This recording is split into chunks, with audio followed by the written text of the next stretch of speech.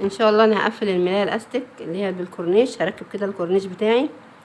طبعا انا لازم اكون عارفة الكورنيش هيتركب على انهي اتجاه. طبعا انا بركبه على اتجاه البورصل اللي هو الاتجاه اللي هو المفروض 280. طبعا احنا قصينا منه، بس انا ببقى عارفة ان اتجاه البورصل ده هو الاتجاه اللي هو ايه الاكبر.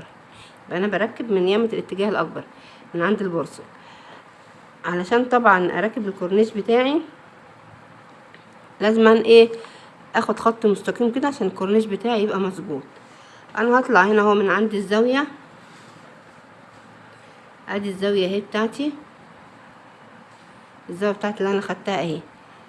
هنزل تحت كده، هنزل تحت الزاوية كده ايه قد حوالي 3 سنتي، وهبعد كده 3 سنتي. يعني انا ان شاء الله اما اجي اركب الكورنيش ما اركبوش من اول القص، لا اركبه ابعد شوية كده واركبه من ايه من اليمة دي. بعد طبعا ما نزلت شوية، انا نزلت اهو زي ما انتم شايفين اهو، انا نازلة اهو كده 3 سنتي، ومشيت برضو هنا كده بتاع 3 سنتي كده او 5 سنتي، ابتدي اركب الكورنيش بتاعي. طبعا بعد ما خدت الخط بتاعي ابتدي اركب الكورنيش من اول هنا. ليه؟ علشان اما اجي اقفل ما اجيش على الكورنيش.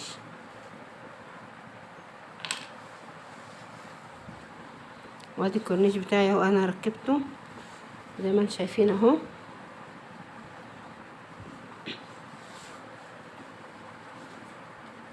ركبته اهو، كانوا حتتين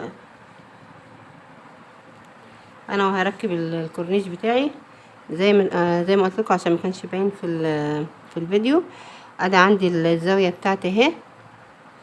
هبتدي ايه انزل من هنا من عند الزاويه دي، هنزل كده بتاع 3 سنتي او 5 سنتي، وهمشي كده يبقى هركب من اول هنا. ما اجيش اركب من هنا من على الحرف كده، علشان خاطر ايه لسه هخيط دولك مع بعض، فما اجيش على الكورنيش. فهمشي كده شويه، هنزل شويه كده وامشي كده شويه. وادي الكورنيش بتاعي، احط الوش على الوش وابتدي اخيط كده على الخط ايه المستقيم اللي انا عملته.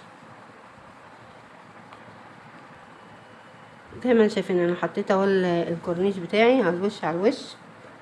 طبعا الكورنيش لما اجي اعمله، لما اجي احطه، الحرف اللي انا هخيط عليه هو اللي هيبقى ايه هيبقى هنا على الخط، عشان خاطر لما اخيط كده واجي اقلب القماشه يديني ايه يبقى الوش ايه على الوش، ويبقى الكورنيش نازل على الحرف كده.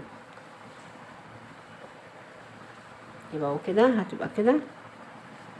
وهبتدي اخيط، احنا قلنا هنسيب المسافه دي ونخيط من هنا.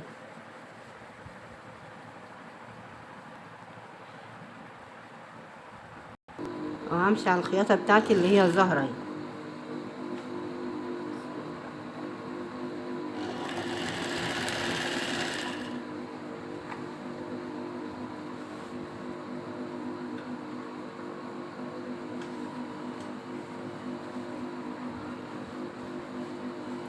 ادي الخط قدامي اهو همشي عليه.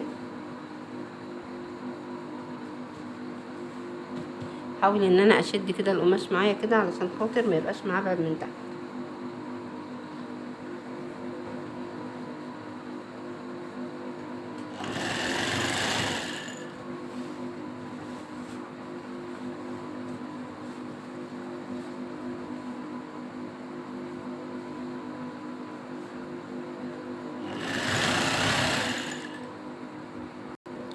اه زي ما انتم شايفين انا وصلت خلاص لاخر حته. زي ما قلت لكم انا مش همشي هنا للاخر، لا هخليها لغايه هنا كده.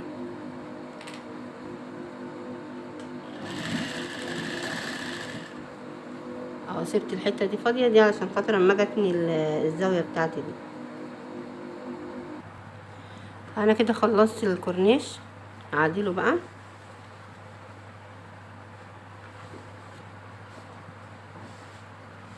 اهو زي ما انتم شايفين اهو.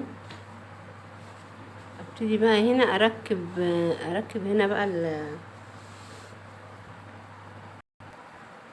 ابتدي هنا بقى اركب الكلفه دي. الكلفه دي انا بحب اوي الكلفه الصغيره دي، بتبقى رقيقه عن العريضه شويه.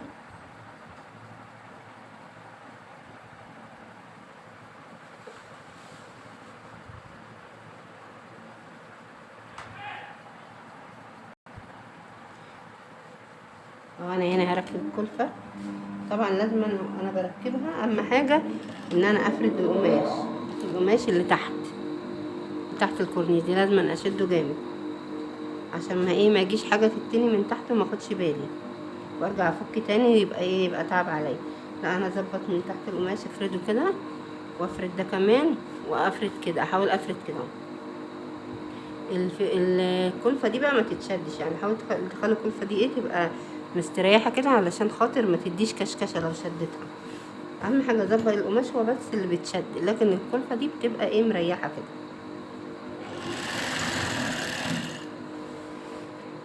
اهو شفت، طول ما انا شغاله لازم افرد قماشي، طول ما انا شغاله اظبط القماش كده، اظبط قماشي، اشد القماش والكلفه تبقى مستريحه كده.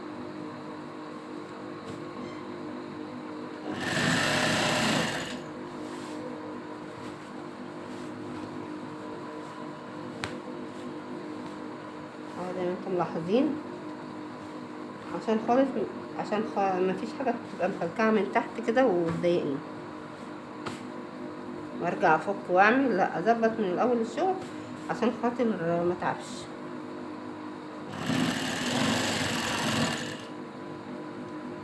انا هنا ركبت الكورنيش بتاعي، ما شاء الله طالع جميل، طالع زي ما انتم شايفينه حلو ما شاء الله. ركبت الكلفه كده، فاضل بقى ان انا اسد الزوايا بتاعتي دي.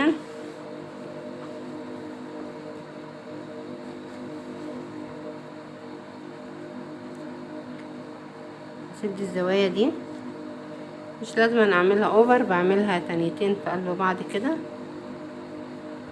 تانيتين صغيرين كده في قلب بعضين، يبقوا تانيتين كده صغيرين في قلب بعض. اهو باخد الحرف اهو مع الحرف، واظبط كده القماش بتاعي كده، اظبطه عشان يبقى مظبوط، واخيط.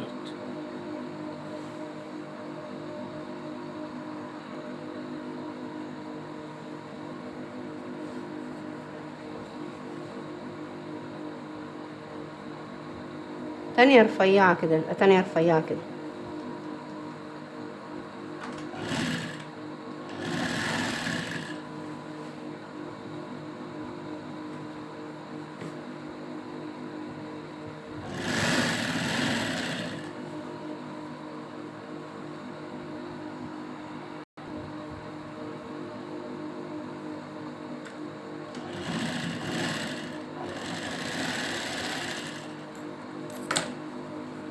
كده خلصتها.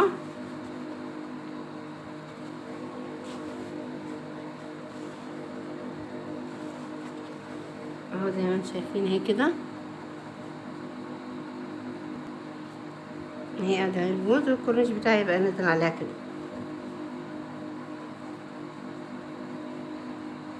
هكمل بقى الباقي الاربع جوانب.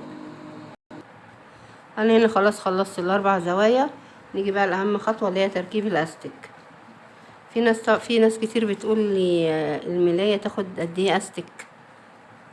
بص، انا معايا 5 متر هنعملهم ونشوف هتاخد قد ايه. هي تقريبا ممكن تاخد 4 متر، فانا دول 5 متر هعملهم واشوف برضو هي هتاخد قد ايه قدامكم عشان يبقى على الطبيعه. بص، انا ما بتنيش، انا معايا الاستك اهو اللي انتوا شايفينه دون. هعمل ايه؟ هحطه كده الاول. هاتني تانية كده، هاتني القماشه دي تانية كده، وبعدين اثبت الاستك ده كده عليها، اثبت الاستك عليها. بعد ما اثبت الاستك هروح تانية كده كده تاني، واخلي طبعا مكان الخياطه، المكان ده يبقى كده للخياطه، واتني كده واروح مخيطه بحيث الاستك يبقى جوه، ما مخيطش عليه، ما خيطش على الاستك، لا اخيط كده في الحته اللي انا سايباها فاضيه دي.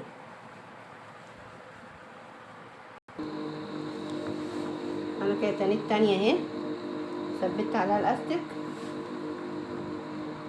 اخيط الاول كده، اثبت الاستك،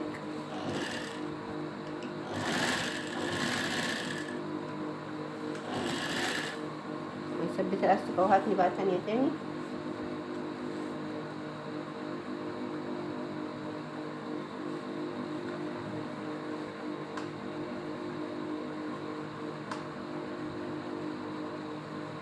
واسيب فراغ كده بحيث يبقى الحته الفاضيه دي اللي انا هخيط عليها.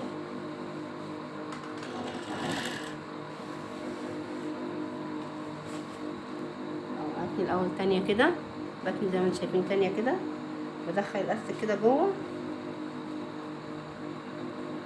وبعدين باخد التانية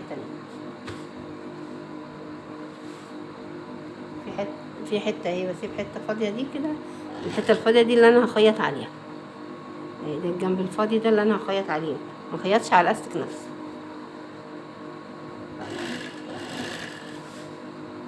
طبعا بايدي انا هعرف ان الحته دي فاضيه وامشي عليها.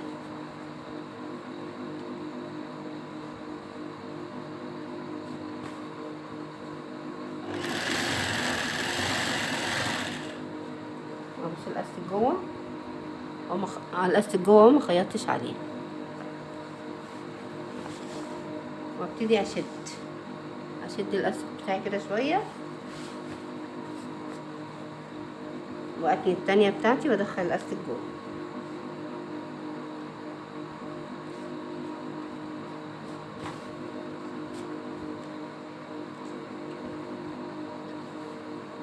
اتاكد ان الاستك مظبوط عشان ما يبقاش معرج.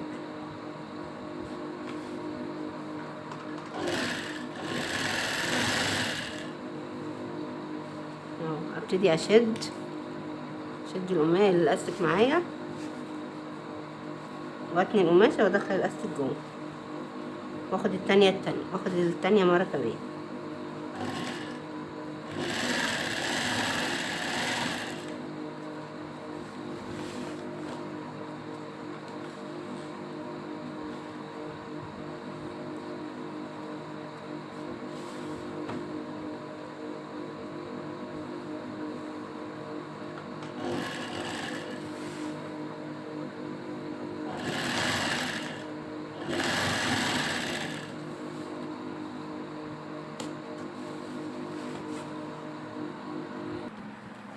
انا هنا خلاص كده خلصت الاستك بتاعي، زي ما انتم شايفين اهي من جوه، وهنا من هنا كده زي ما انتم شايفينها نضيفه. هي كده خدت 3.5 استك، يعني الملاية سرير 1.60 متر بتاخد 3.5 كده استك.